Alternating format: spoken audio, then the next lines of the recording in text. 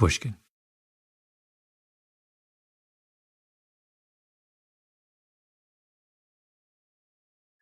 And the Emmy goes to. And the Oscar goes to. And the People's Choice Award goes to.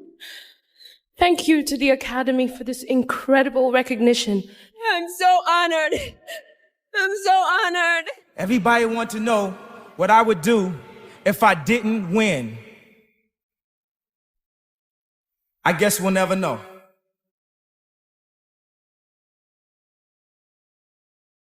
Everybody gets a prize in modern America. Actors, writers, musicians. But you know who doesn't get a fancy prize? The hardworking administrators of America's elite colleges and universities. For years, I have observed this oversight with what can only be described as dismay. Until I decided, damn it, if this country wasn't going to honor the beleaguered giants of the Ivy League, then I would. My name is Malcolm Gladwell. You're listening to Revisionist History, my podcast about things overlooked and misunderstood.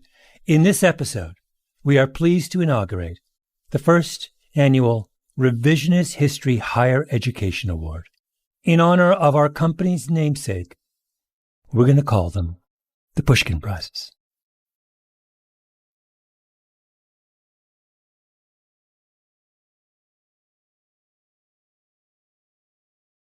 Folks, these prizes are super prestigious. You can't see this because this is audio, but we have little gold statuettes of Alexander Pushkin himself.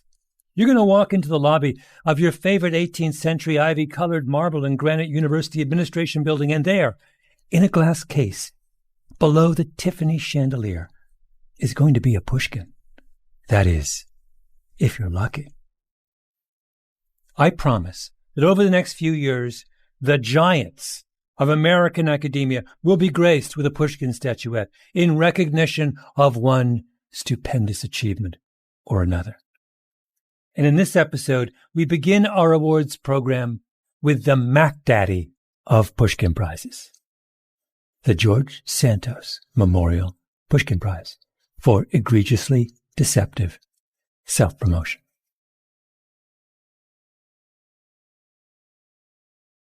My parents came to this country in search of the American dream. Today, I live that American dream. Only in this country can the little boy born in a basement apartment in Jackson Heights, Queens, in New York City, become a United States congressman at 34.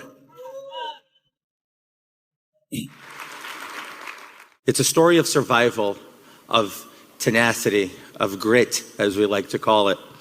Actually, it's not a story of survival, tenacity, and grit, as we like to call it. The story of George Santos, congressman from Long Island, is the story of someone who made up basically everything on his resume.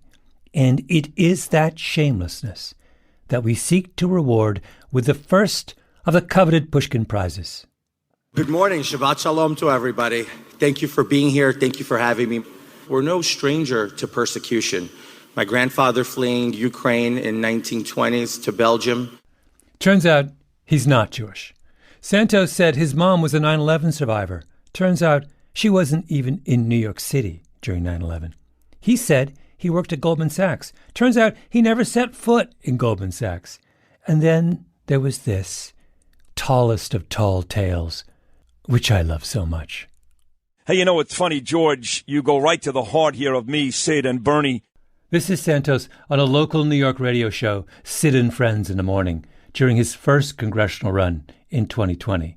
And the host, Sid Rosenberg, starts talking about sports. At the very end of your biography, it says, in his spare time, George Anthony enjoys volleyball and tennis. Rosenberg says that's funny because both his daughter and his co-host daughter are avid volleyball and tennis players. Then Santos responds.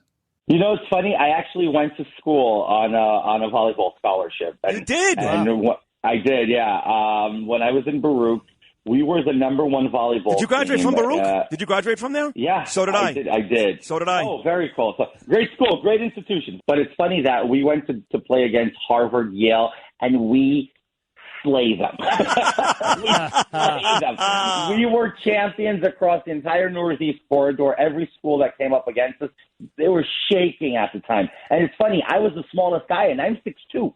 We had on our block, on our block alone, there were 6'7", 6'8". These guys weren't jumping; they were just stretching their arms up in the air. Yeah. We were animals. All of us should have been playing basketball, but we chose volleyball because it was easier. So it was a great time. I sacrificed both my knees and got very nice knee replacements from HSS.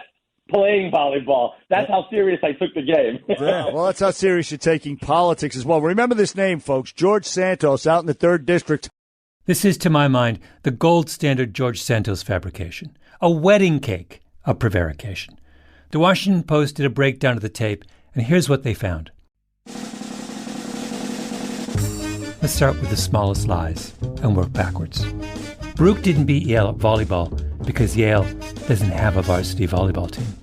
Santos later said he played the position of striker. Volleyball teams don't have strikers. That's soccer. Nor did Santos have a volleyball scholarship at Baruch because Baruch doesn't give out volleyball scholarships. And at 6'2", he would not have been the shortest player in the team, even if he had been on the team. But he wasn't. He never played volleyball at Baruch, maybe because he never attended Baruch at all, which means his knees are perfectly fine unless, that is, he blew them out playing some other imaginary sport. That's 7 lies in a row, and if you listen to the tape, it's clear that he made up the whole string on the fly. The man is an icon. And with our first Pushkin Prize, we ask, what American college came closest in the past year to this lofty standard? Believe me, there were many nominees, all of them worthy. Envelope, please. And the winner is Columbia University.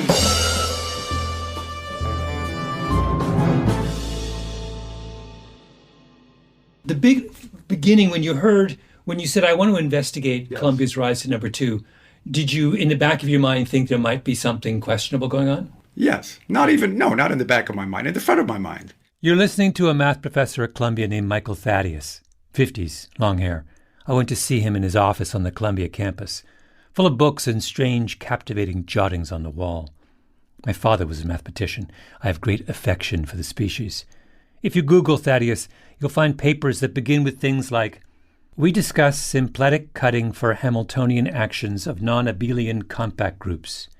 By using a degeneration based on the Weinberg monoid, we give, in good cases, a global quotient description of a surgery construction introduced by Woodward and Meinrenken, and show it can be interpreted in algebro-geometric terms. I have no idea what that means, but Michael Thaddeus does, which is to say that when it comes to numbers and statistics and things, he's someone to take very seriously. So one day not long ago, he hears something that doesn't seem right.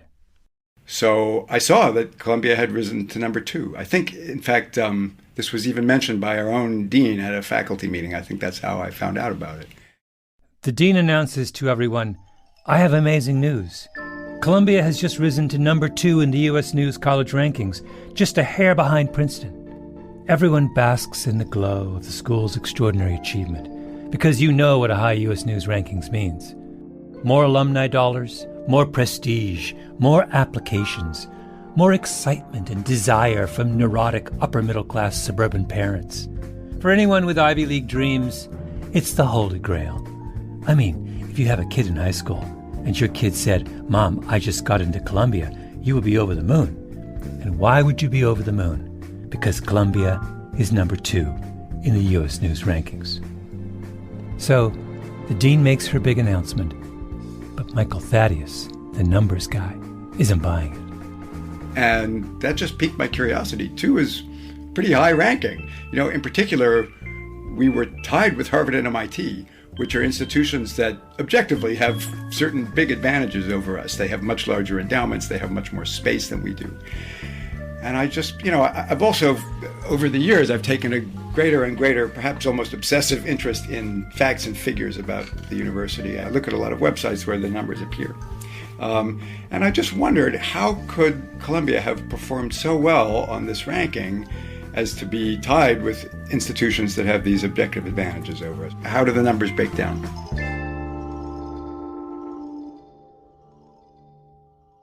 Columbia started in these rankings at 18th, then began a steady, dramatic climb past Cornell, Washington U, Rice, Vanderbilt, Brown, Dartmouth, Northwestern, Duke, Caltech, Penn, Johns Hopkins, University of Chicago, Yale, Stanford. In the past 5 years alone, they've gone from 5th to 3rd to 2nd, shooting like a shiny asteroid past their glittering peers. I'm a runner. In the running world, the tell for whether someone is doping is an unexpected improvement. When the 27-year-old miler suddenly lops 3 seconds off their personal best, I see. You say, aha. A sudden improvement is the tell. A sudden, out-of-context improvement. Oh, my. The first thing Thaddeus did after the faculty meeting is buy a subscription to the U.S. News rankings. He downloaded the data Columbia submitted for his application, and his eye falls on class size. Columbia reported to U.S. News that 82.5% of its classes had less than 20 students. Thaddeus looked at that number and thought, huh? Anyone who has taught here, as I have for the last 25 years, knows that our class sizes are not particularly small for an elite university and that they have been steadily growing. I'm teaching calculus, or I have just finished teaching a calculus course that had about 76 students, and that's typical for a course of that nature. The reporting to U.S. News said that, what was it again? I think 82.5% of all classes enroll below 20 students. And that just did not square with my experience at all. So he decided to fact-check Columbia's claim. He went to the university's class catalog and pulled out the data on all 30,000 of the school's classes. I took the HTML code of those pages, downloaded the source code, concatenated all the files. Then I used a text editor, Emacs, to edit the resulting gigantic file in such a way that I turned it into a database, comma-separated database, with the course names, numbers, and enrollments. And then I opened it up in Excel. He analyzed the data, double-checked his math, and realized his pokey feeling was justified. I was able to arrive at an estimate that was more like 62 to 68%, a far cry from 83%. Now he's getting suspicious. He picks another number. The U.S. News rankings penalizes a school if it has too many part-time faculty. Columbia told U.S. News that it only had 137 part-timers. But Thaddeus found that the school also had to report this statistic to the Department of Education. The number reported to the government was over 1,000, and I think that that's the more accurate number. To me, this is a really important figure. The balance between full-time and part-time faculty is a crucial matter for the future of intellectual life and the future of American universities. If we just casualize our faculty, we switch to a sort of gig economy model where most people are working contingently part-time, that's going to be disastrous for the quality of education. It's going to be disastrous for the quality of intellectual life. And so we need to have honest, reliable figures about this. And yet we have these two figures from Columbia that differ by a factor of 8. He kept going. U.S. News wants to know what percentage of your faculty has a terminal degree in their field. Basically, do they have a PhD or not? Columbia reported the highest terminal degree number of any college in the entire country, 99.5%, which U.S. News rounded up to 100%. That's everyone. So Thaddeus goes through the faculty directory and looks to see if there's anyone teaching at Columbia who only has a bachelor's degree, and finds dozens and dozens of faculty with no more than a BA to their name. And that was enough that there was no way that the percentage could have been 99.5. Columbia says its student-faculty ratio is 6-1. It's not. It's more like 11-1. On and on. Every single figure where I could check it independently, I found a significant discrepancy between what was reported to U.S. News and what I could confirm elsewhere. Then he sat down and wrote up a massive analysis of his findings. Charts, graphs, computer analyses, pages upon pages. He puts it up on his faculty webpage, and there it sits for weeks and weeks, until, for some strange reason, someone posts a link to Thaddeus's manifesto on the message board of the running website, letsrun.com. If you are unfamiliar with the message boards of Let's Run, here are some typical threads. Tui runs crazy 423 anchor leg for NC State, but still not enough for DMR. Or, at 27, I finally realized every tattoo anyone has is for attracting a mate. Or, R.I.P. Spencer, the official dog of the Boston Marathon, has died. Now, how do I know about this? Because Let's Run is one of my favorite websites. I am one of those people dutifully reading the Let's Run message boards. So I see a link and click on it because you know how I feel about the U.S. News rankings. I'm obsessed with them. I've lost track of how many revisionist history episodes have been devoted to testifying to their stupidity. I don't understand why college administrators care so much about them, why parents and their college-bound teenagers go nuts about them. When law schools and medical schools began dropping out of the U.S. rankings, I walked around the streets of New York, pounding on my chest, like I was personally responsible. Do you see what I'm saying? I was the target audience for the Thaddeus expose. Again, I salute you. You were sort of the tipping point, as I said. I mean, but when you started tweeting about it, that was when the rest of the world started to take notice. So I'm grateful for that. Aw, the first nice thing anyone has ever said about my Twitter. So, the story goes everywhere. Columbia goes into a defensive crouch, and the U.S. News reanalyzes the situation and downgrades Columbia back to 18. Oh, how the mighty have fallen.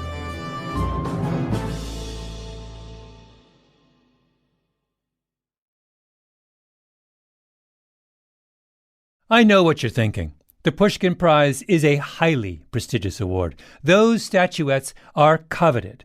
So how can we be sure that Columbia meets the elevated standard set by our namesake, George Santos? Very good question. Please join me as we break it down. To my mind, there are 3 criteria Columbia needs to meet to rise to Santos-level deception. The first is gratuitousness. That's the power of the Santos bit about his volleyball career at Baruch. This was a lie fundamentally different from his claims to being Jewish, working at Goldman Sachs, and running a charity for unwanted pets. Sorry, I left that one out before. Those were all lies that helped his case with the voters of Long Island. A Jewish investment banker who loves domestic animals is pretty much the Long Island equivalent of George Clooney.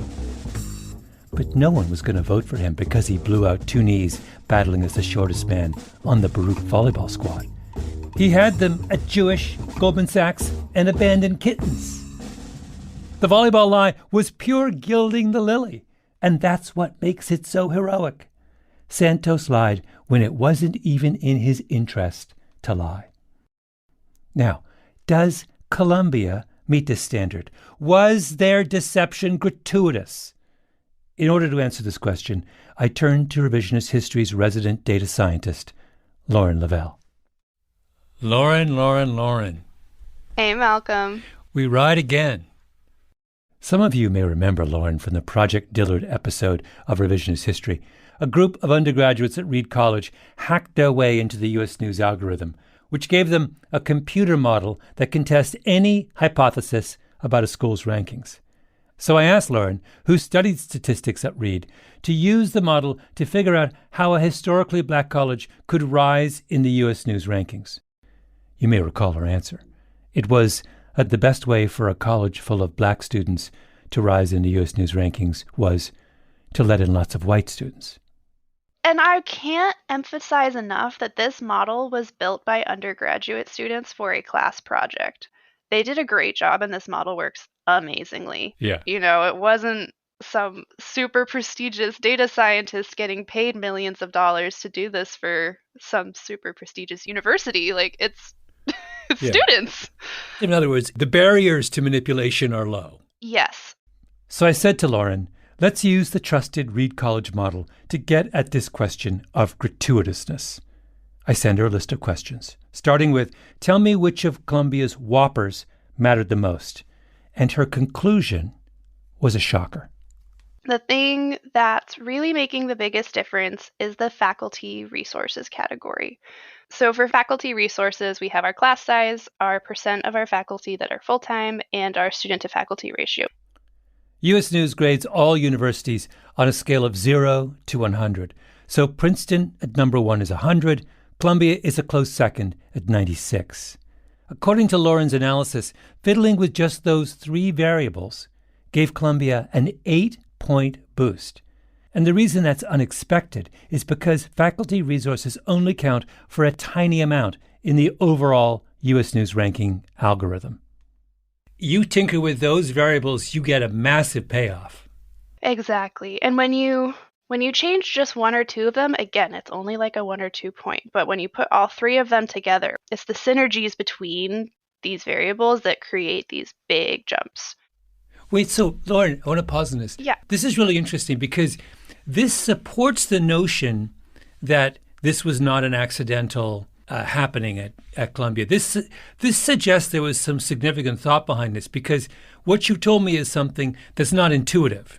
Right. I would have thought that you could identify one whiz bang that would have given us a massive payoff and we wouldn't have had to do anything else. But what you're saying is, no, you actually, it's an unexpected area, gives you a huge payoff. And also, if you want to get a 12-point swing, you have to tinker with a lot of variables. Absolutely. Absolutely. And there's some kind of thing greater than the sum of its parts that's at work here that you could only stumble on if you went behind the scenes and sort of tried to figure out the murky black box that is U.S. News. Yes, that is exactly what I'm saying. So can we do screen share on here? Is that a thing? Can I show you my code? Can you tilt your camera to just show me the thing in the... Oh, no, I see. Oh, it's not, it's on your screen. Can you screen share an email? Lauren, I'm 59 years old. I barely know how to work a computer. Sorry, this went on for a bit. This is what happens when a data scientist tries to communicate with a boomer over Zoom. Lauren lapsed into geek mode for like 20 minutes, talking about unexpected nonlinearities. Her point was that the way to climb the rankings is not obvious. It's a laundry list of nips and tucks that in unexpected combination give you a facelift.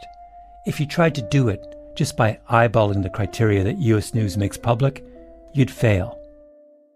To go back to the point I was saying before, to my mind, this argues powerfully for some kind of premeditation on the part of Columbia. I mean, we have no idea what they did, so it's all in the realm of speculation, but they basically manufactured a 12-point swing, and it's very hard to imagine how you could manufacture a 12-point swing by the seat of your pants, because it's not intuitive.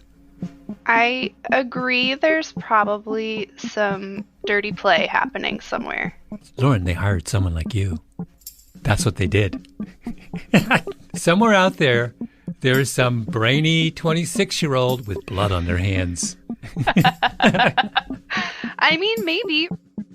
To be clear, I don't know that they hired someone like Lauren to coordinate this. But here's the crucial fact that puts Columbia in George Santos territory. Lots of Columbia's inventions don't have much of a payoff. Like, for instance, their most spectacular nonsense of all, the big kahuna, concerns something called instructional resources. The more money you spend on teaching, the more U.S. News rewards you. And the number Columbia claimed to spend on teaching was hilariously large, just over $3 billion. Thaddeus spent a huge amount of time trying to figure out just where that preposterous number came from before he realized they just added in the $1.2 billion they spend every year on patient care at Columbia's medical center. They're pretending that the person getting an appendectomy is a student, which is completely and utterly bananas. Now, what difference did this particular outrageous bit of shenanigan make? Let's see, I have a graph somewhere. Okay, so Columbia reported that it spends about $3 billion on instruction. This is for fiscal year 2022.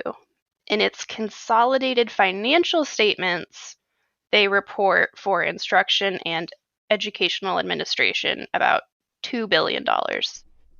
Oh, the reason we know this is a lie is that on its official financial statements, which are audited by actual professionals, the school doesn't pull the same stunt. So that's $1 billion extra that they're reporting to U.S. News, basically. Yeah. And when that works out on a per student basis, it's a lot of money that they're kind of playing around with there. Are you telling me, Lauren, that $1 billion is a lot of money in your book? Yeah, imagine that. Like this number that's so large the human brain literally can't even understand. Imagine. And yet, when we drop that $3 billion down to $2 billion, we're still only seeing like a 3-point drop in the score, 2 or 3 points. So from about a 96 to about a 94 or 93. 3 points. That's it. If they were only going to cheat by inflating their student instructional expenditures by $1 billion, they only get a 3-point jump.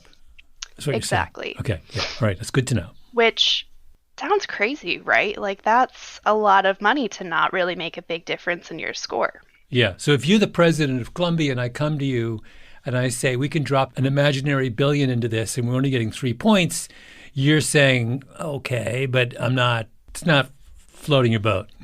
Yeah. It doesn't seem like a very high return rate. You know what I'm saying? It's gratuitous. It's just like George Santos and Baruch volleyball.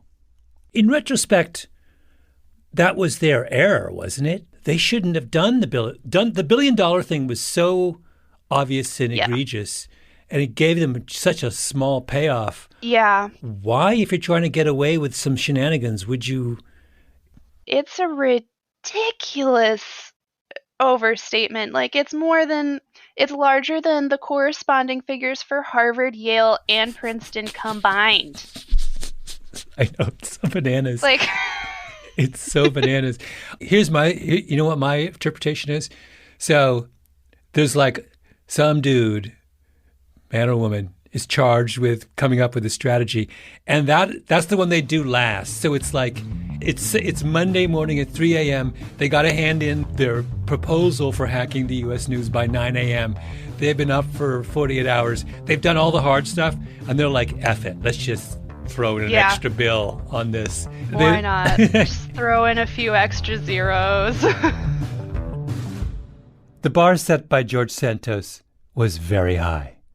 The Pushkin Prize Committee believes Columbia met it. Okay, criteria number 2. The second thing our namesake George Santos teaches us is that you have to show as little remorse as possible. When the furor over his lies was at its peak, he was unruffled. I don't understand where these allegations come from. Oh, George Santos lives in a fantasy world or whatever it is that they're trying to allude there, because it's just people who know me know that that's just not the case. People who know me, which is hilarious, right? Because the whole reason there was a controversy over George Santos is that he wouldn't tell us who he was.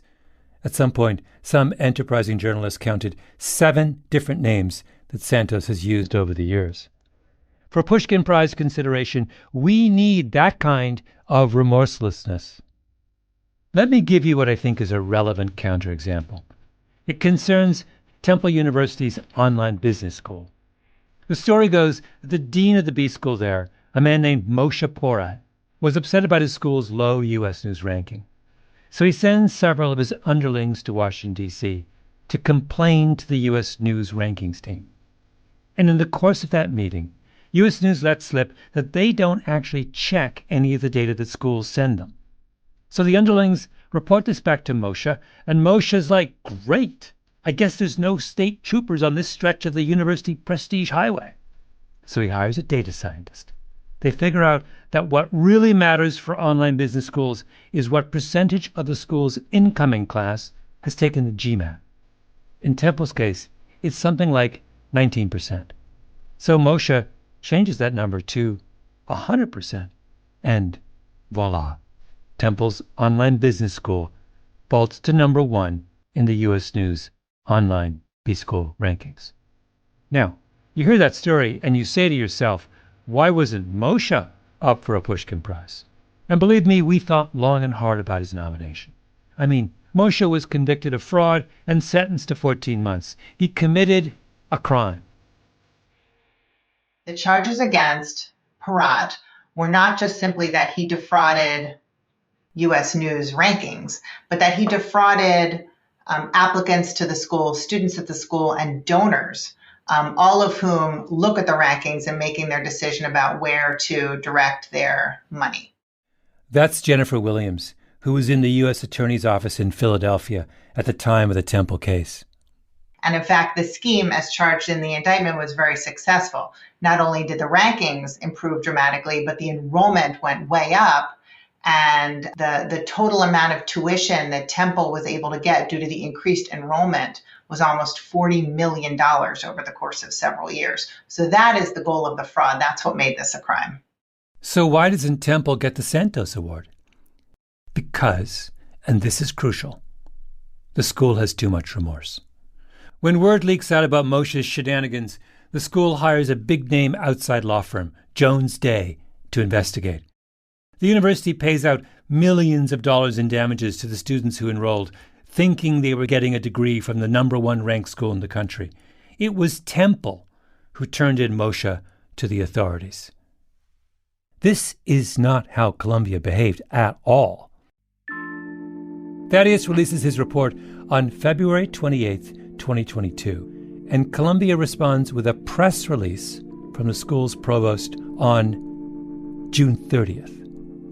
4 months later, I'm quoting, Columbia has long conducted what we believe to be a thorough process for gathering and reporting institutional data, but we are now closely reviewing our processes in light of the questions raised. The ongoing review is a matter of integrity. We will take no shortcuts in getting it right. Temple hired one of the world's biggest law firms. Columbia launched a review. The approach has been just to say as little as possible, try to attract as little attention and wait for the storm to blow over. Are you saying that no member of the administration has reached out to you since you published that article? Good God, no.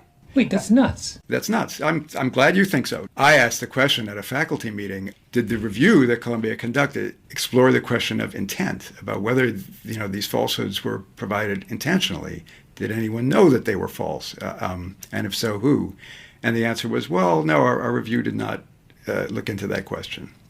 So it's clear to me that the review was not seriously intended to get to the bottom of the matter. Well, it's not a review. Because the Santos criteria are so rigorous, I realized I needed to take further steps to see if Columbia's remorselessness remained in place.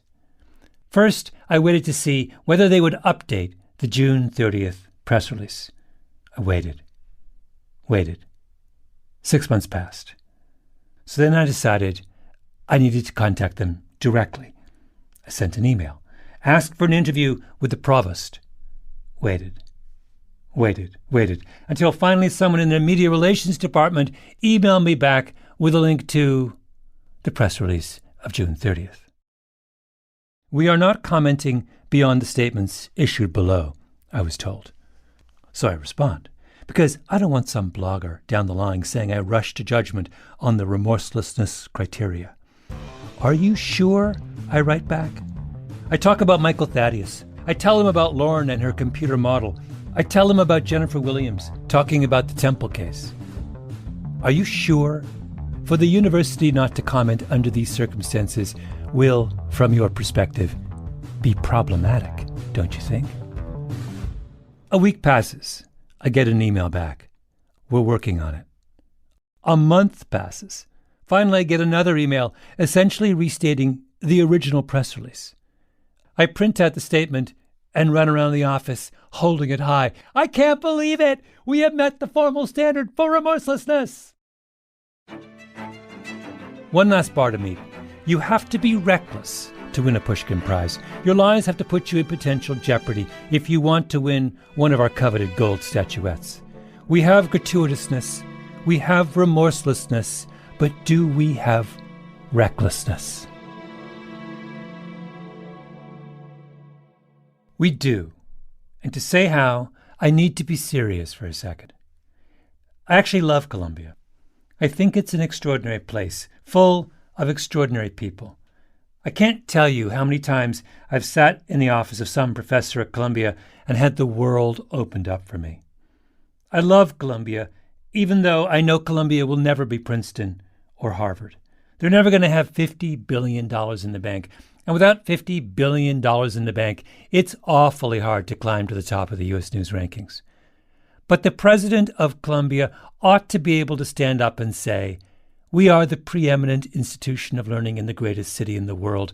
And if we have lots of part-time faculty, it's because we are drawing on the resources of amazing people who spend their working days on Broadway or Madison Avenue or Wall Street. And if our classes are large, it just means that every student has the privilege of rubbing shoulders with lots of other curious and willing students. And by the way, if you are someone who believes that the best measure of a university's intellectual vitality is how much money it has in the bank, or what percentage of its faculty have PhDs, or how many students are in its classes, then Columbia is probably going to be wasted on you. The president of Columbia ought to be able to stand up and explain to the world what Columbia is and what it stands for. But he didn't do that. And his school got consumed with succeeding at a rankings game that is morally and intellectually bankrupt. Some jackass in the Columbia administration, and I have no idea who it was, but I hope they are found out and made to do 1,000 hours of community service teaching arithmetic to some first grader. That jackass decided to cook the books, and now what do we have? A school that has broken the most fundamental of promises to its own community. Let me quote to you from the Columbia University Code of Conduct, the ethical standard Columbia holds its own students to. Falsification, forgery, or misrepresentation of information to any university official in order to gain an unfair academic advantage in coursework or lab work on any application, petition, or document submitted to the university is prohibited. This includes, but is not limited to, falsifying information on a resume, fabrication of credentials or academic records, misrepresenting one's own research, and providing false or misleading information. Ladies and gentlemen, I give you the winner of the Pushkin Prize for gratuitous, remorseless, and recklessly deceptive self-promotion.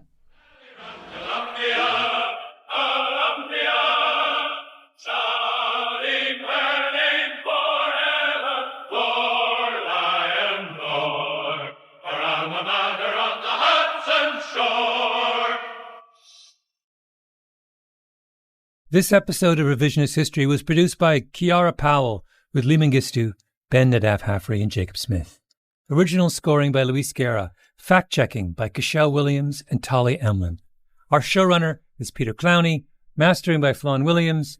Engineering by Nina Lawrence. And special thanks to Columbia's own Michael Thaddeus, who not only did the research that inspired this episode, but also made a joke when I was talking to him that inspired the name of our first ever Santos Memorial Prize.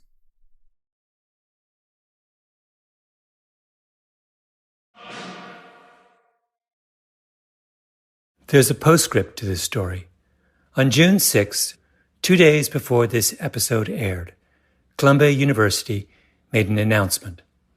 They were dropping out of the U.S. News undergraduate rankings, becoming the first Ivy League school to abandon the U.S. News methodology that did so much to make the Ivy League the Ivy League. The press release, like so many of the press releases issued by Columbia over the course of this controversy, read like it was dictated by a room of $10,000 an hour attorneys on a Zoom call from Midtown Manhattan. In the statement, Columbia said that in response to the allegations of cheating, it had, quote, conducted an exhaustive internal review, and where errors were confirmed, issued public corrections and made changes to the collection methodologies that led to the inaccuracies. I got an email from Michael Thaddeus almost immediately. This is completely untrue, he wrote. Columbia has never corrected the false information it provided, probably over many years, to U.S. News about class sizes or about proportion of full-time faculty, for example. What it did was admit in a general way to, quote, outdated and/or incorrect methodologies and acknowledge that, quote, class size data was previously reported incorrectly, unquote. But it never corrected the false figures, nor has it even specified which figures were false or for how long, end of quote. Oh, and by the way, the school's provost, whose office is responsible for its submissions to U.S. News, suddenly announced that she was resigning after an unusually short term in office. We may have to do a follow-up, don't you think? If you're listening to Revisionist History on Pushkin Plus, you already know the pleasure of hearing our shows early and without ads. If you're not part of Pushkin Plus, my friends, you're missing out. Our season's really heating up. You will not regret this. Get our new episodes 2 weeks early and listen to every episode of this, your favorite show, ad-free.